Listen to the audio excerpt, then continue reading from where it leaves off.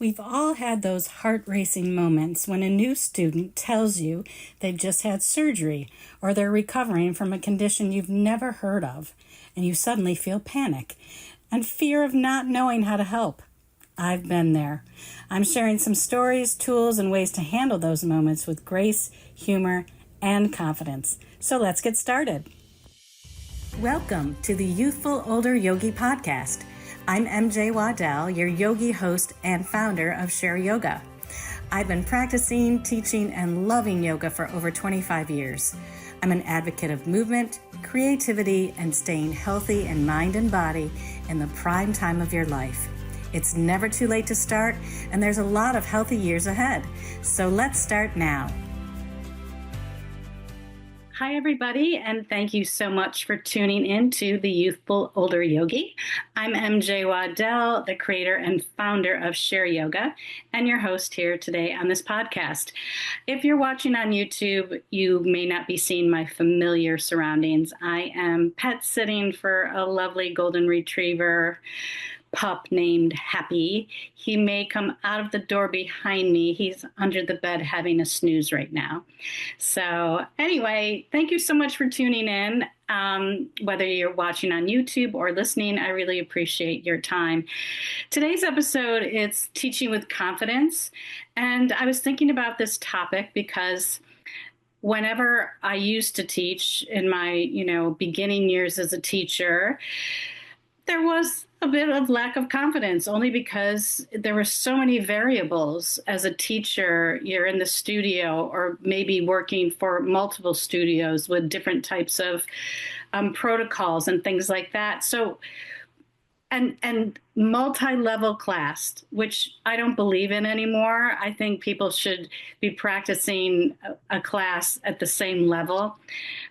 Multi-level meaning you could have never had a yoga class, or you could have been practicing for, years and years. I don't think that's a safe place for a beginner to be. And what I really don't believe in is that as a teacher, you're able to make sure everyone gets what they need out of it. So those are just my thoughts. But basically, we're just going to dive into something that hits pretty close to heart for probably many of us. And if you haven't been around long enough, or we just don't know it all. We can never know it all. And so there's this quiet little fear for me when someone comes up and they might share something that is going on in their bodies, and it's a medical term or a medical condition, or something as, simple as I have low back pain. And then inside, the internal monologue for me is, oh gosh, do I have to modify this way for this person? Do I have to do this for that person? I don't even know what that means. I don't even know what the contraindicated poses might be. So it is maybe now that I'm a bit older, I have a bit more knowledge about some of the conditions because I'm older. I'm dealing with arthritis, so I'm very familiar with that stiff, achy feeling and the range of motion, which decreases. So it's just, I'm just wanted to share with you in this episode some of the things I've learned along the way, certain things I've learned how to say to people, and also certain ways for myself as a teacher in the room, making it okay to teach the way I teach. I'm not responsible for everyone in the room to make sure everyone in the room isn't doing something they shouldn't be doing. I am responsible to hold a safe space, a positive space, a space of curiosity, but we are not doctors or therapists. Well, some of us are yoga therapists, which is different, but I'm just speaking in general terms for a general yoga class. So I want to go back to my early teaching days, and typically what happened, I started teaching I was in my 40s when I started teaching. I was in my 30s when I started practicing, 40s when I started teaching. And I've never been pregnant. So a lot of the students were coming in saying, I'm pregnant. And in teacher training, I think I learned in 200 hours, depending on the trimester, no twists, don't lay on your belly. Instead of rolling to the right side, roll to the left side, something about the vagus nerve. But regardless, all these fears just come rushing in when a student comes in and says, I'm pregnant. Okay. So, or that's one situation. Just last week in my class, I had a new student and who had never taken yoga before and was so fearful because she had had some back surgery and but her biggest fear wasn't that. Her biggest fear was she couldn't get up and down from the floor. And I teach once a week at a 55 plus community. So everyone is 55 or older. And it's not a fast paced class, it's a slow, steady class. It's not a gentle class. I'm really working for them to gain their strength. And standing up and down and getting up and down from the floor is something that everyone as they age has to contend with. So, but she announced it to everyone how nervous she was. It was like her whole MO. And so I didn't really address it. I just addressed thanking her for coming to class. It's really brave and gutsy to try anything new. Her friend that was in the class suggested that she come, and I said, it's great you have a friend like this. And I always teach people how to get up and down off the floor. I won't leave you on the floor while everyone else is standing. So I kind of just infuse a little bit of humor into it and try to ease her worries. But there are a lot of people that have worries that they'll go to a class and possibly won't be able to get up or down easily or gracefully. Listen, I always say to everyone, it might be messy looking, but you're doing it.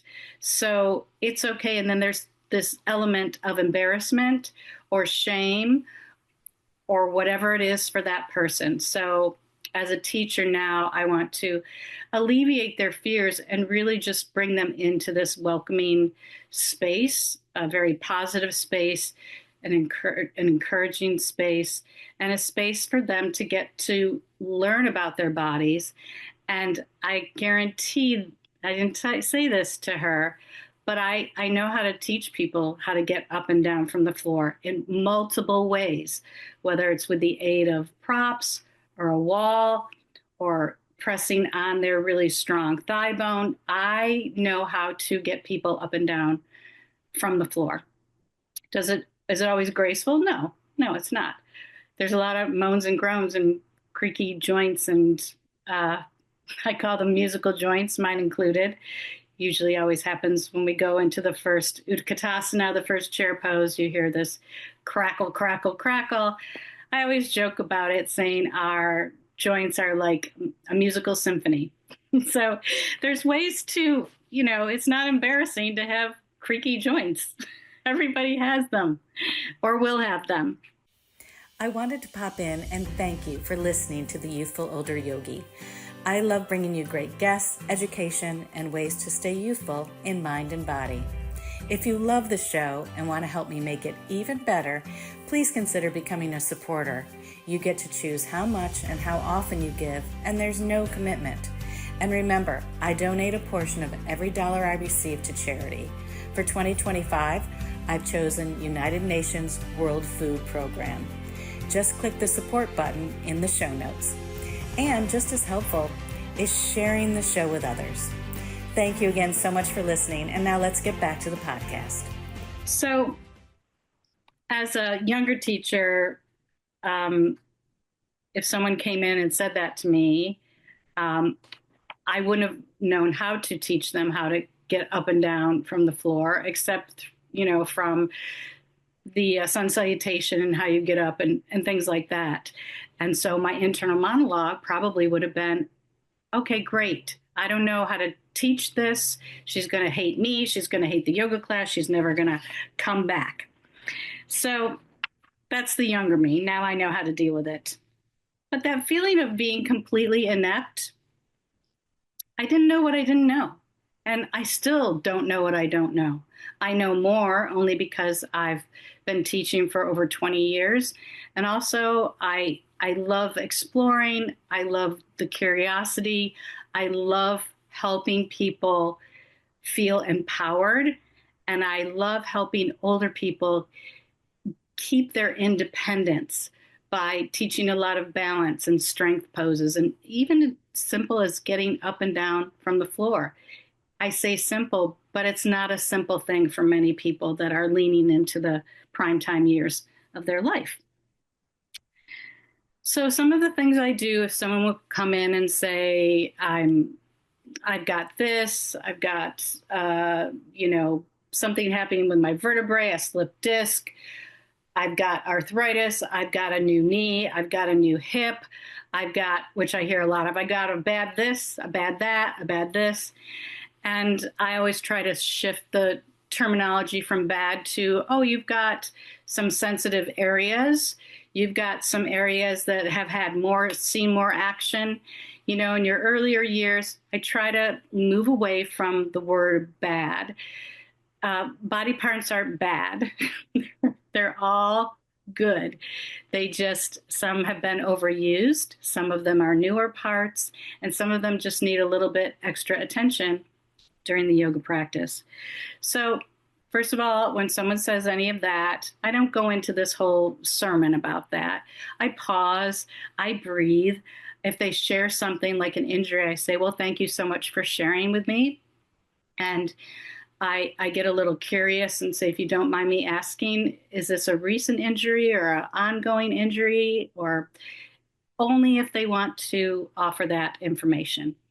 And I just feel them out. But if they generally come up to me and say what their injury is, I don't freak out anymore. I just listen, I breathe, I take in the information. I'm not going to try to diagnose. I'm not going to try to tell them what to do and what not to do. I'm going to get curious about it. If they've had their own yoga practice, I'll ask, are there certain poses or certain movements that are not conducive to a feeling of well-being? So they might be contraindicated. And so they may tell me, if they've had a yoga practice, what poses don't feel so good, what poses feel great, what they opt out of, things like that.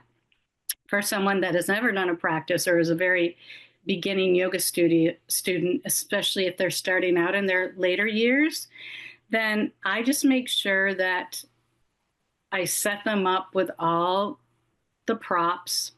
I call it our yoga toy box. Everybody has 2 blocks. Everybody has a strap, sometimes blankets, depending on where I'm teaching, sometimes bolsters. But everybody's got the same toy box of props. And they're not, I did this in my last episode or 2 episodes ago, that props are not crutches. They're such great tools to help and to support. So that's what I do. I just pause, I breathe, I listen mostly, and then I will offer options, not pressures. I tend to not say, don't do this, don't do that. I tend to say, you know your body best. And if anything feels not right, painful, or you are fearful of this pose, then opt out of it. And I'll probably, well, not probably, but I'll see, and I'll offer more options. So no pressure. Lots of options, no pressure. Also, stay curious for both your student and yourself. It's like a puzzle. If I don't have the answer, if they say something to me or a condition and I have no idea what it is, first of all, I'll admit I don't know much about that medical condition. Could you help me? Could you explain it a little bit to me if you don't mind? Because knowledge is power. And then I'll, of course, thank them and say, great. Like I said, I don't know much about this condition, but I'm going to dig in and do a little research on it. I've reached out to mentors about things. I've gone deep into my books. And again, I don't diagnose, but I get more knowledge about it. So I can help in the future. possibly. And it all adds up. Every time you go, somebody comes in, you don't know what condition they've talked about or what you should, you know, how you should approach that in their yoga practice. You don't know their yoga practice. You don't know what they're feeling in their body. You don't know their range of motion. You don't know what their doctors told them. You don't know any of this. So you get as much information as you can without feeling pushy. In the beginning, I used to, I was taught that we should ask, do you have any injuries? Do you have anything, that's going on in your body?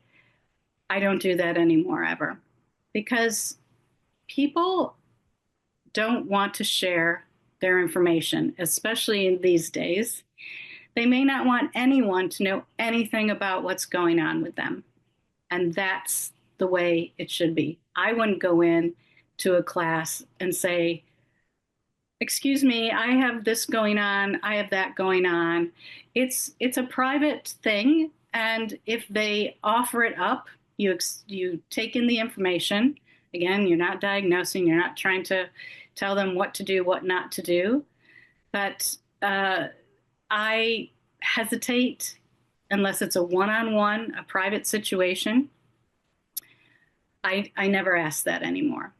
I suggest if anybody has any sensitive issues with the lower back, maybe we're doing a locust pose or something, I will just offer if you have any sensitivities in your low back, any disc sensitivities, just back off a little bit. You don't have to go so far. So it's a general kind of instruction. Lots of people have reconstructed knees, reconstructed hips, shoulders, lots of things go on. It's inevitable as you move into your later years. Something will happen because you're out wearing your joints. You're just outliving them. Thank God that they can, it's all good. But as you come to a sensitive area, if you're doing a class based on shoulder work, maybe you would start by saying, if any of you have any shoulder sensitivities or past injuries or you're in active healing, just beware and listen and sense what your body is telling you. You know best about your own body and your own range of motion and limitations. So just go at your own pace. So it's a general, just take care of yourself. And I must say, the older student, that's who I teach mostly, they know their bodies. They've been with their bodies. They're not going to try to push or over push or let their ego get in the way. It's so different than when you're in your 20s, 30s, even 40s, and you're like feeling like, man, I'm rocking this yoga practice. I'm speaking the way I used to feel, right? But I also was a dancer and used my body. I taught aerobics, physical fitness, well-being, everything with my body. I love doing. I love challenging. Okay, so, but now as I'm older myself, I still enjoy the challenge and all of that. But as a teacher to older students, they're not going to push beyond what they can do. They won't, because they don't want to injure themselves, because most of them have already had an injury, or they're recuperating, or they're in active healing. So stay curious, get some information, dive into the research, and you don't have to go back the next week and say, hey, I learned this and this and this. Just have it in your toolbox. That's all it is. And be honest. Just be honest. Here's a situation that now if I were teaching a class, and if it were not at a studio that had certain protocols, and I was teaching maybe a really, a hot power yoga vinyasa flow, and someone comes in and they've never done yoga before, and this is their first class, I would definitely be honest and recommend that they observe the class first and then make their decision, or that they go to opening beginning level so they can at least know a little bit about what's going to happen in a yoga class. Now, if you're working at a studio and the protocols are, yes, take anybody, doesn't matter. This is a multi-level class. It doesn't matter what age you are, what your abilities are, as an employee or independent contractor, you have to do that. And I remember feeling so not prepared when I've got a really, really seasoned practitioner doing some really, really advanced things in their practice because they know how to do it safely. And then the new person coming in and looking around and thinking, what the hell? I'm never going to be able to do that, nor would I want to. But sometimes when you're put in a situation of class and there's more advanced people, you want to try to A, keep up, B, not be embarrassed, just get through it.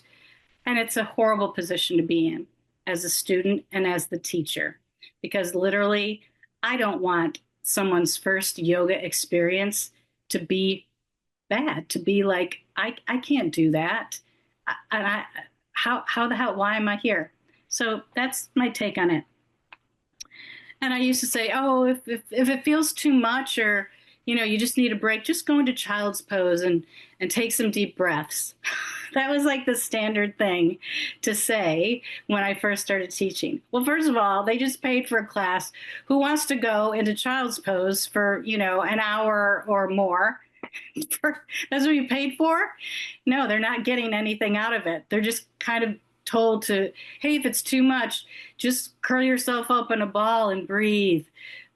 That's crazy to me now. I ever said that, or that I was taught to say that. So sometimes when it's a new student, hopefully it's a new student, and anyone new, like I just had last week in my class that I teach, it's a 55 plus community. So they're all older gals and all different abilities. And so I would welcome that new person in like I did and said, welcome. Well, what made you curious about yoga? And of course, she told me that the friend that comes to this class recommended that I come. And I said, well, that's a good friend. Great. And I think I just set her up with the toolbox or the yoga toy box, just follow along. I told her, she expressed her fears. I won't leave you lying, staying on the floor while everyone else is standing. And as class was going on, and, I kept my eye on her, but not just on her. I have to keep my eye, as we know, we have to include the whole class. Okay. I didn't want to call anything out.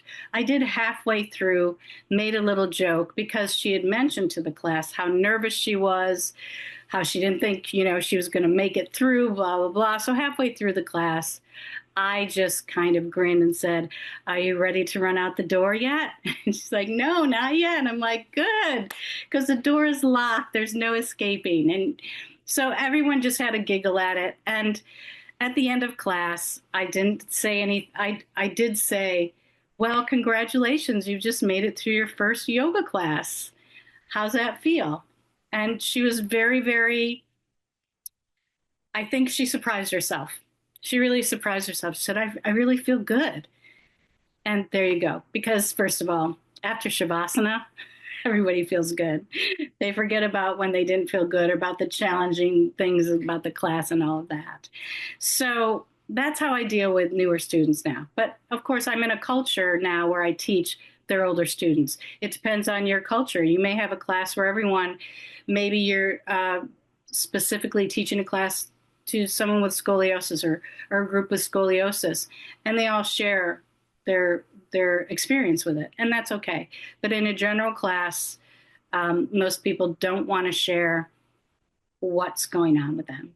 Maybe they do privately with you, and that's fine. Oh, one other thing I did say to her, was that her concern of getting up and down off the floor, it's a common concern. You're not alone. It's a very common concern. And I said, and honestly, on my days when my arthritis is really acting up, it's difficult for me too. So that's another thing you could say. if you understand, or just saying that's a common concern, and I'm glad you shared that with me, and then say whatever you need to say.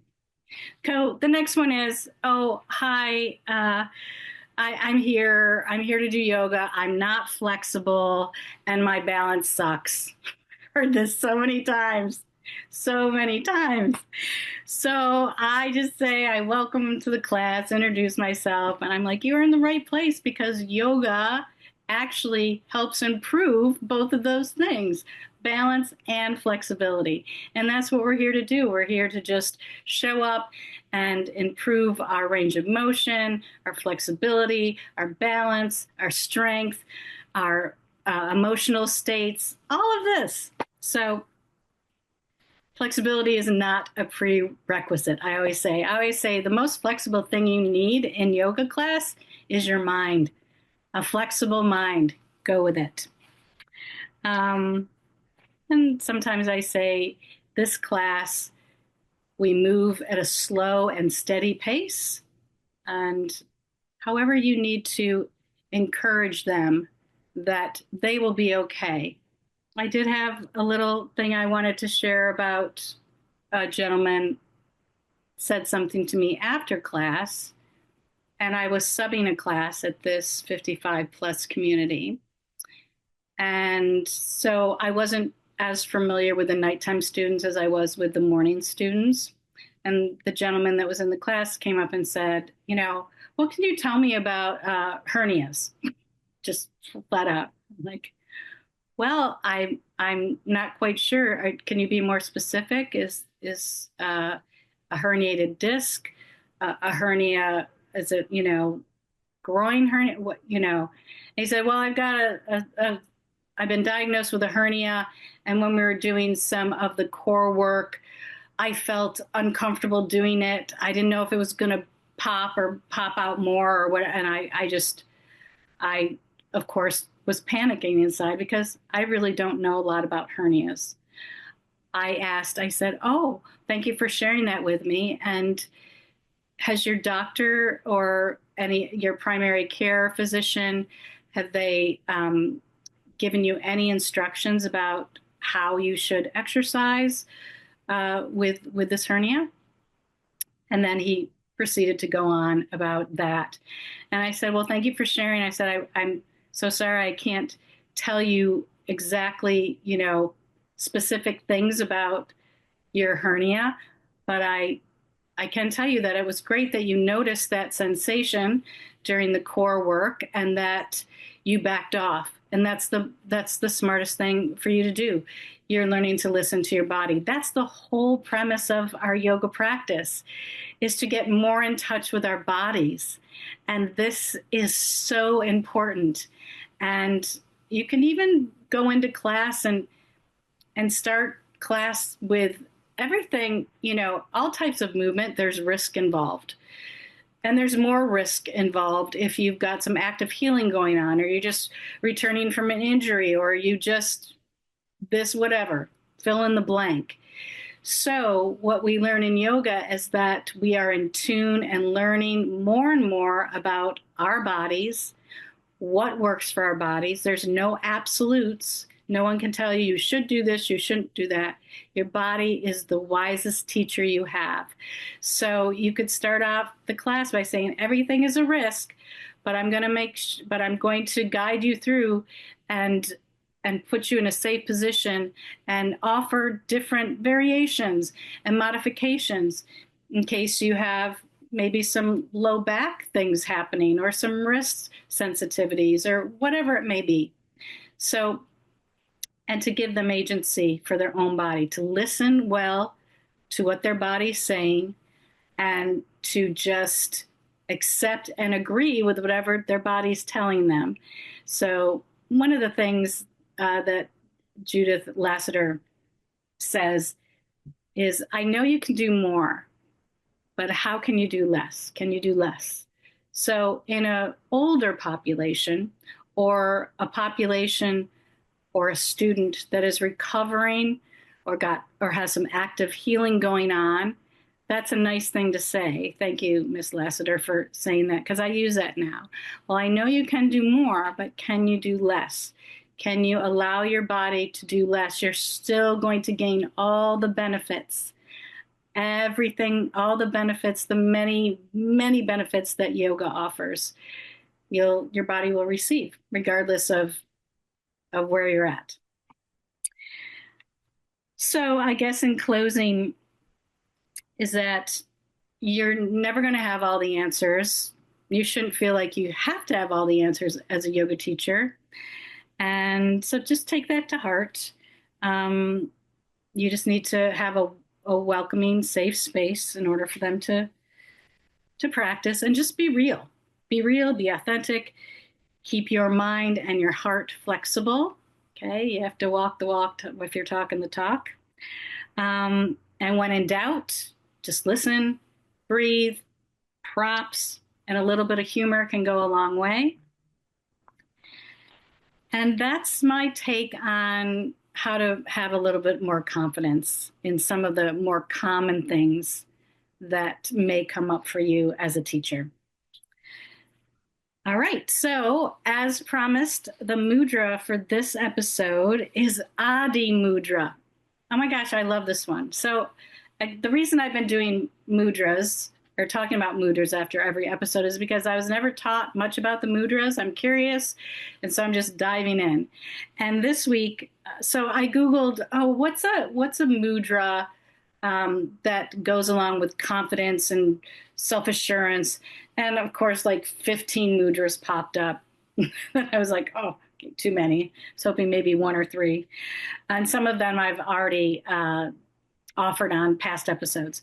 So the one that came up, it's called Adi Mudra, A-D-I, Adi Mudra. So in Sanskrit, the term Adi means first, and mudra is a seal or a gesture. And this name, Adi Mudra, it's called so because this mudra is the first hand gesture we as humans are capable of making after we're born.